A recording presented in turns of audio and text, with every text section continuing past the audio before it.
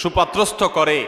তার ভরণ পোষণ ব্যবস্থা করে, তার প্রতি সদাচরণ করে, মেয়ে হিসাবে তাকে তুচ্ছতাচ্ছিল্য না করে, ছোট না করে, তার হক নষ্ট না করে, এরকম যদি নারীদের সাথে সুন্দর আচরণ করে, তো আল্লাহ রাব্বুল আলামিন ওই পুরুষদের জন্য জান্নাতের গ্যারান্টি দিয়েছেন। জান্নাতের গ্যারান্টি দিয়েছেন, নিরাপত্তা নিয়েছেন, তিনি নিরাপত্তা দিয়েছেন, জান্নাতের ওয়াদা করেছেন। নবী সাল্লাল্লাহু আলাইহি সাল্লাম কথা দিয়েছেন যে পুরুষরা দুটি মেয়ে সন্তান জন্ম দিবে এবং তাদের সাথে উত্তম আচরণ করবে, ব্যবহার করবে, তাদের হক আদায় করবে, নবী করিম সাল্লাল্লাহু আলাইহি সাল্লাম তাদের জান্নাতের জিম্মাদারি নিয়েছেন, জান্নাতের দায়িত্ব নিয়েছেন।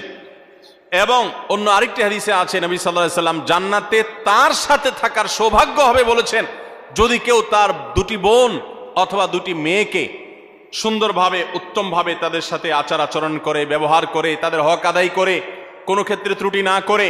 যত্ন করে, তাহলে সে ব্যক্তি শুধু জান্নাতে যাবে তা নয়, নবী সাল্লাল্লাহু আলাইহি সাল্লামের সাথে জান্নাতে থাকতে পারবে। ভাইরা আমার, কোরআন এবং হাদিসের কোথাও আমি আজও পর্যন্ত পাই নাই 1 ডজন ছেলে জন্ম দিলে, 1 ডজন ছেলে জন্ম দিলে